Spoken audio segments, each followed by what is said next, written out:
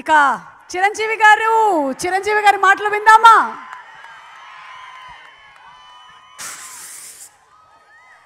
వేదిక మీద ఉన్న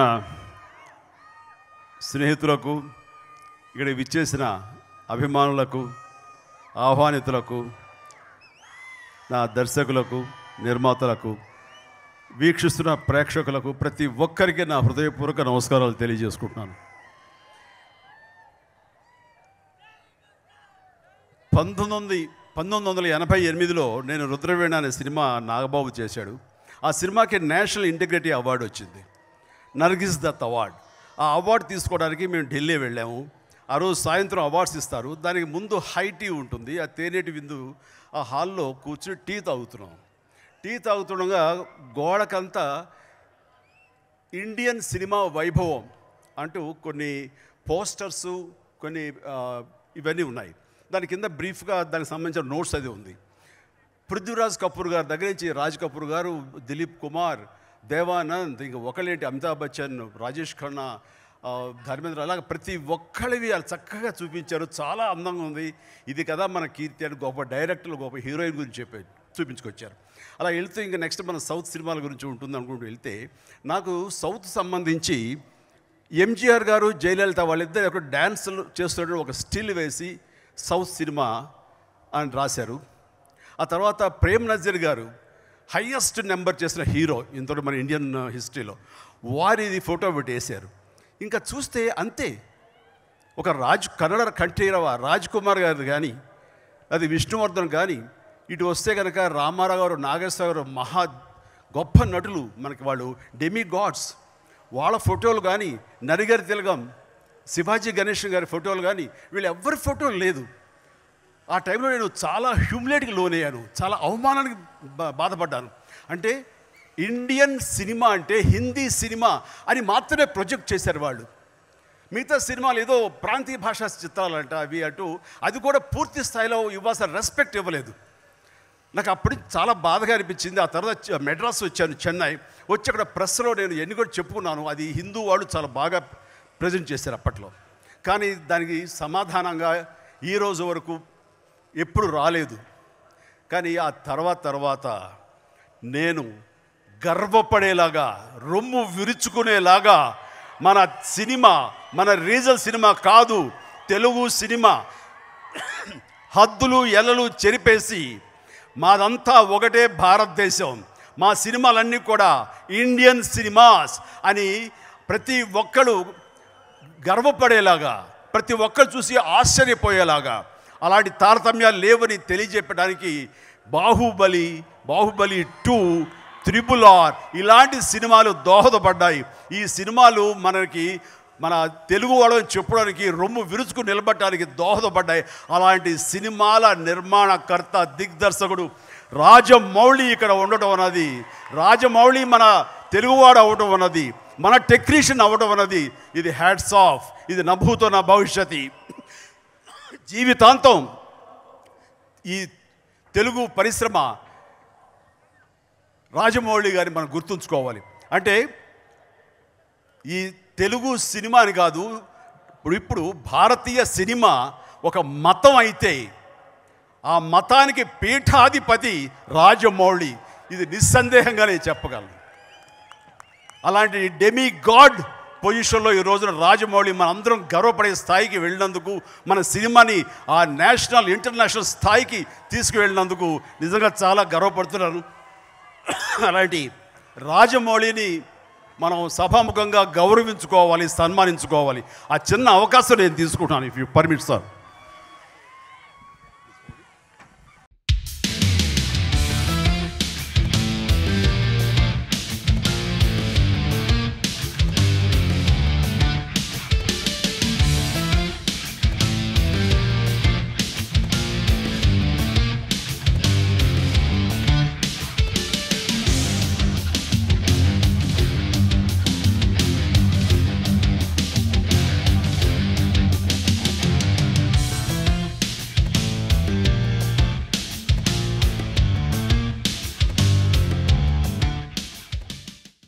మన ఇతర డైరెక్టర్లు నలుగురు, రామ్ లక్ష్మణ్, రామ్ జోగేశ్వర గారు, మీరందరూ కూడా ప్లీజ్ జాయిన్, ఈ అకేషన్లో మీరు అందరూ ఉండాలి.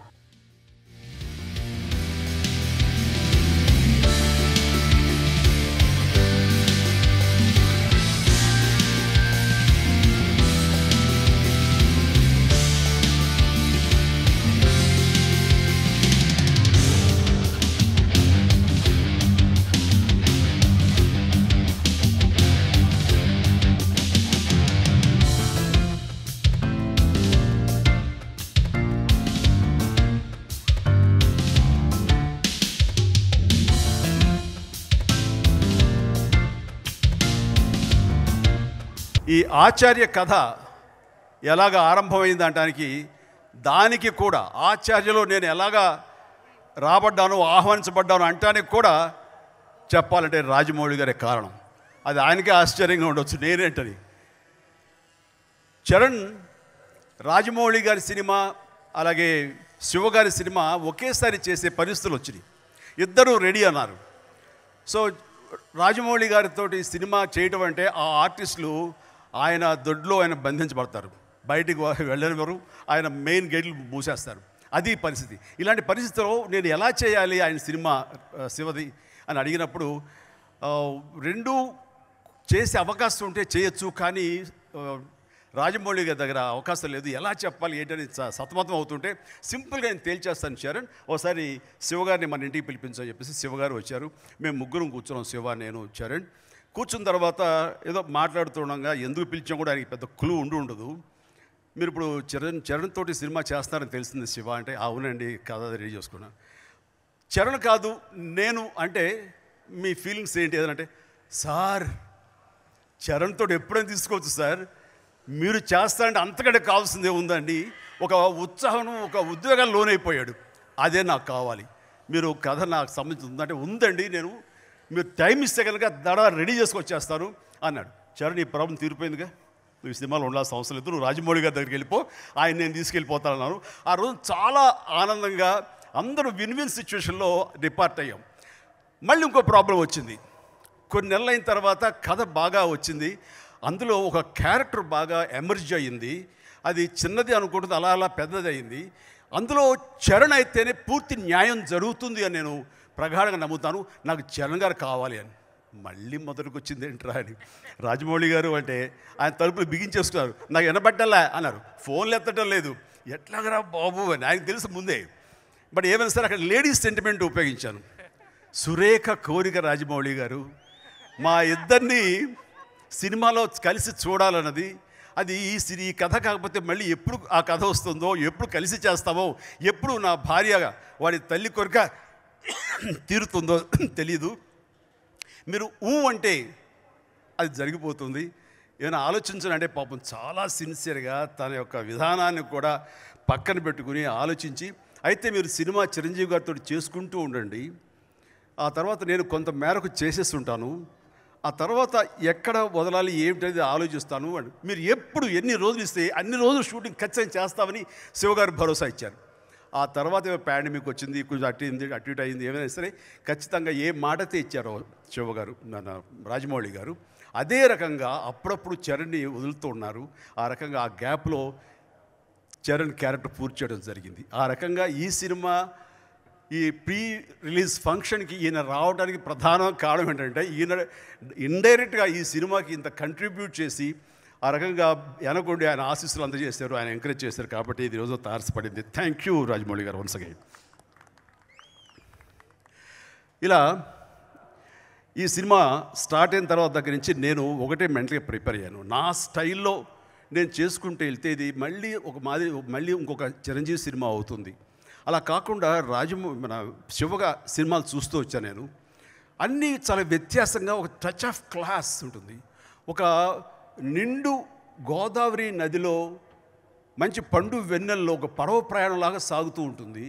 ఇంత చక్కటి సినిమాలు, ఇంత హాయిగా ఉండే సినిమాల్లో మనం కొంచెం మెలో డ్రామాగా చేసినా సరే అది గబుక్కుని పంటి కింద రాయిలాగా, చెప్పు కింద రాయిలాగా ఉంటుంది. సో కాబట్టి తనకి ఎలా కావాలి అని యాక్ట్ చేయాలి అనేది పూర్తిగా తనని గురించి నేను తెలుసుకున్నాను. తను ఏ రకంగా అయితే మాట్లాడతాడో, ఏ రకంగా తన హావభావాలు చూపిస్తాడో అది మాత్రం అలాగే నేను ఇందులో ప్రజెంట్ చేయడానికి చేస్తాను. ఇప్పుడు సినిమా చూసిన తర్వాత చాలా కూల్గా ఉంది నాది, బట్ కూల్ ఉంది, ఈ కూల్ ఎలాంటిదంటే రేపొద్దున ఒక విస్ఫోటనం చూపించే దాని ముందు ఉండే సైలెన్స్ లాగా అనిపిస్తుంది. దానికి ఒక యాక్షన్ సీక్వెన్స్ వచ్చినా, ఒక డ్రామాటిక్ సీన్ వచ్చినా సరే, ఈ కూల్నెస్ ఒకసారి బ్లాస్ట్ అయ్యి ఆడియన్స్కి ఏం కావాలో అది క్యాటర్ చేసే విధంగా మళ్ళీ దాన్ని మా స్టైల్లో ఆయన ప్రజెంట్ చేశారు. అంటే తనకు కావాల్సిన తన స్టైలు ఉంటుంది, అలాగే మా నుంచి మీరు ఏం కోరుకుంటారో మా ఇద్దరి నుంచి అది కూడా ఉండేలాగా నిండుగా మెండుగా ఉంటుంది, ఎగ్జైట్ చేయించేలా ఉంటుంది, ఎడ్రినల్ ఒక రష్ ఉండేలాగా ఉంటుంది మీకు. సో ఆ రకంగా ఈ సినిమా పూర్తి స్థాయి కమర్షియల్ సినిమాగా ఇది తీర్చిదిద్దడానికి ఆయన ఒక ఆలోచన విధానమే. అండ్ దానికి అనుగుణంగా యాక్షన్ సీక్వెన్స్ వచ్చేసరికి రామ్ లక్ష్మణులు వాళ్ళు ఏమాత్రం చాలా పవర్ఫుల్ హై యాక్షన్ యాక్షన్ కనబడుతుంటుంది. కానీ అందులో నేను పడ్డ శ్రమ అంత ఉండదు. నన్ను ఒక పువ్వులా చూసుకున్నారు, అక్కడ చూస్తే కనుక నిప్పు కణికలాగా తెర మీద కనిపించేలా చేశారు. దానికి వారిద్దరి పనితనం. అండ్ అలాగే ఇందులో ఇక లాహే లాహే సాంగ్ మన రామ్ జోగయ్య శాస్త్రి గారు ఎంత అర్థవంతమైన సాంగ్, ఎంత అద్భుతమైన సాంగ్ ఇచ్చారు.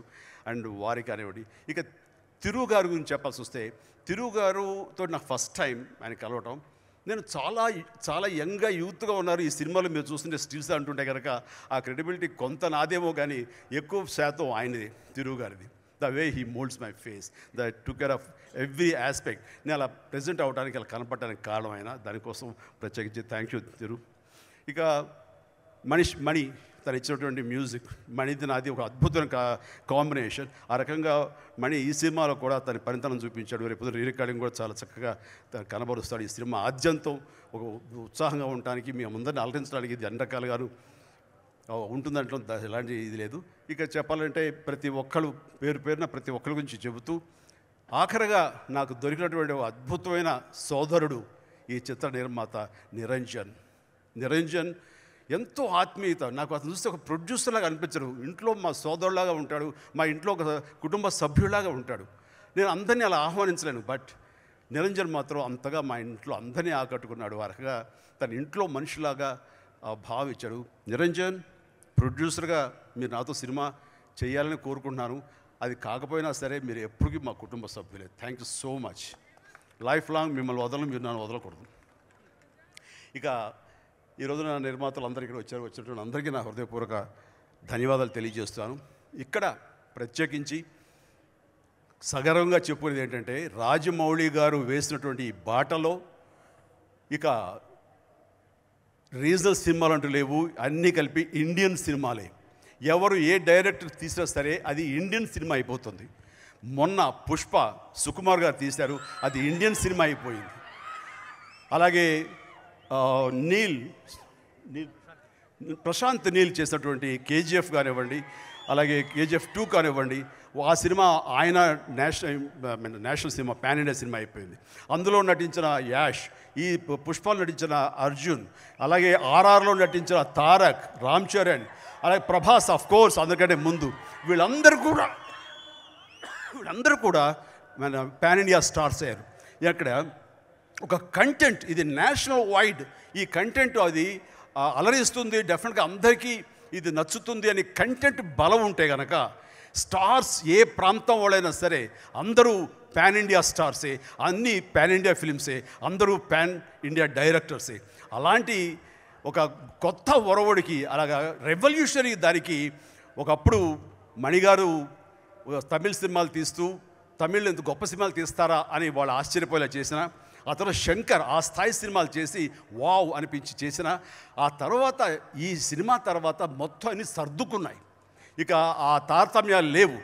హాలీవుడ్డా, బాలీవుడ్డా, లేకపోతే కోలీవుడ్డా, టాలీవుడ్డా, ఇవి ఇంకా చెరిగిపోవాలి. Any film, irrespective of language, ప్రతిదీ కూడా ఇది ఇండియన్ సినిమా, ప్రతి యాక్టర్ కూడా ఇండియన్ యాక్టర్ అనేది రావాలి. వచ్చింది. దానికి వీళ్ళందరూ కూడా కంట్రిబ్యూట్ చేసేందుకు మరొకసారి గర్వంతో, ఎందుకంటే ఆ రోజు బాధపడ్డ నేను మాత్రమే ఈ మాట చెప్పగలను. ఇది పూర్తిగా నేను మాత్రమే గర్వానికి ఈ రోజున లోనవ్వగలను. అంతటి ఆనందం, అంతటి గర్వానికి లోనవుతున్నాను. కాబట్టి ప్రత్యేకించి మరొక్కసారి సభాముఖంగా మా రాజమౌళిని మనస్ఫూర్తిగా నేను అభినందిస్తున్నాను. రాజమౌళి, నువ్వు వెనకే ఉండాలి నాకు సపోర్టుగా. And really great. ఈ రోజున తను వచ్చి ఈ ఫంక్షన్లో తను అలరించడం, తను ఉండటం అన్నది మంచి శోభాయమానంగా ఉంది. అండ్ ఆ రకంగా చాలా చాలా సంతోషం. మీరు last but not least,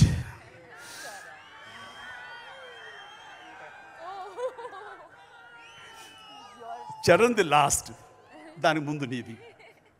and Pooja Hegde so cute, అలా అలా కనబడుతుంది. పూజ నా వైఫ్ ఇక్కడే ఉంది. నేను చూసినప్పుడల్లా ఒక రకంగా నేను ప్రేమించేస్తుంటుంది. తన నవ్వు, తను ఎంత బాగుంటుందంటే, నీ నవ్వుకి పెద్ద ఫ్యాను సురేఖ. సురేఖ అట్లాగండి, నేను చెప్పిన స్టేట్మెంట్ కరెక్టేనా? అయితే చేయి పైకెత్తు, అదిగో. So very happy. నాతో చేస్తుంటే ఇంకా బాగుండేది, చరణ్తో చేసావు. ఓకే, నెక్స్ట్ చూద్దాం. Okay, thank you so much being part of this film. ఇక నాకు చరణ్ మొత్తం చెప్పేశాడు, తన అనుభవాలు, తన అనుభూతులు, తన ఎమోషన్స్ అన్నీ. ఈ సినిమాలో చరణ్ ఎందుకు ఉండాలి అని ఆయన పట్టుబట్టాడు. మా బలమైన కోరికను రాజమౌళి గారు ఎందుకు తీర్చారు అంటానికి రేపు సినిమా చూస్తే ఓ ఇందుకోసమా అని అంటారు మీరు. ఏ యాక్టర్ అయినా సరే, ఇప్పుడు ఉన్నటువంటి ఎగ్జిస్టింగ్ యాక్టర్లో ఆ క్యారెక్టర్ న్యాయం చేస్తారు. కానీ దానికి మించినటువంటి ఎమోషన్, దానికి మించినటువంటి ఇంకొక ఎమోషన్ ఉంది. అది రాబట్టాలి అంటే నిజ జీవితంలో తండ్రి కొడుకులైనా మీ వల్లనే అవుతుంది అని ప్రగాఢంగా శివ నమ్మారు. అందుకని మీకోసంగా ఆయన ఎప్పుడు ఇస్తే అప్పుడు డేట్లు, ఎప్పుడు రాజమౌళి గారు వదిలితే అప్పుడు దాకా వెయిట్ చేద్దాం, ఇట్స్ అ వర్త్ వెయిటింగ్ అని చెప్పేసి ఉన్నారు. అది సినిమాలో తండ్రి కొడుకులు కాదు, గురు శిష్యులు కాదు, దానికి అతీతమైనటువంటి అనుబంధం పెనవేసుకున్నటువంటి రెండు సోల్స్. ఆ సోల్ అది పండాలి అంటే, అది ఒక అందరినీ అలరించాలి అంటే, వావ్ అనిపించాలంటే, అది హృదయంగా ఉండాలి అంటే, కళ్ళు చెమర్చేలాగా ఉండాలి అంటే, అదే సినిమాకి సోల్, కథకి సోల్. అది మీ ఇద్దరం అవటం మూలంగా దానికి ప్రధానమైన కారణం చరణ్ అద్భుతమైనటువంటి నట ప్రదర్శన. ఖచ్చితంగా ఈ సినిమాలో తన వంతు మార్కులు వేసేసుకుని వెళ్ళిపోతాడు, తగ్గేదే లేదండి. So I'm very happy. నేను శివతో జోక్గా అన్నాను, శివ సినిమాకి వచ్చేసరికి చరణ్కి డాడీ సినిమాలో నేను కనపడితే చాలు అని. నేను అంటాను, చరణ్ ఉన్న తర్వాత నేను కనపడతాను లేదని డౌట్ వచ్చింది. అండ్ చరణ్ ఉండటం అన్నది, చరణ్కి ఆ రేంజ్ ఎప్రిసియేషన్ భవిష్యత్తులో రాబోతుంది. నేను ముందుగానే పసిగట్టగలను, చెప్పగలను. అది మీరే రేపు పొద్దున అంటారు. అండ్ ప్రతి మహిళ, ప్రతి ఆడపడుచు, ప్రతి యువకుడు, ప్రతి చిన్నపిల్లలు, ప్రతి పెద్దవాళ్ళు, ప్రతి మాస్ అందరూ ఒక మన్ననలు ఈ సినిమా పొందుతుంది. మేమందరం మా వంతు ప్రయత్నాలు చేశాము. ఇంకా ఖచ్చితంగా నేను ఇది అలరిస్తుంది అంటలో ఎలాంటి ఢోకా లేదు, ఖచ్చితంగా చెప్పగలను. మా నిరంజన్ రెడ్డి గారికి, మా శివకి, మా అందరికి కూడా ఇది అందమైన అనుభూతి ఇచ్చే సినిమా అవుతుంది. లాస్ట్ ఒక మాట చెప్తాను. రాజమౌళి గారి సినిమాలు చేసిన హీరోలకి అంత పెద్ద హిట్లు అయిపోయిన తర్వాత ఆయన దగ్గర నెక్స్ట్ సినిమా చూడండి అన్ని ఫ్లాప్లే అని చాలామందికి ఉంది. బట్ అది వాస్తవం కాదు. అది ఆ కంటెంట్లో అప్పుడు ఏదో మిస్ఫైర్ అలా అయి ఉండొచ్చు. నేను అలాంటి వాటిని నమ్మను. బట్ అలా అనుకునే వాళ్ళకి చెబుతున్నాను, ఆ యొక్క మిత్ని ఇది రూపుమాపి ఆ హిట్ తర్వాత ఇది మళ్ళీ ఇంకో హిట్ అవుతుంది. ఇది ఖచ్చితంగా మీరు చూస్తారు, జరుగుతుంది. 29 ఏప్రిల్ నాడు మనందరం కూడా దీన్ని ఆస్వాదిద్దాం, ఎంజాయ్ చేద్దాం. Please, thank you very much and good night. జై హింద్.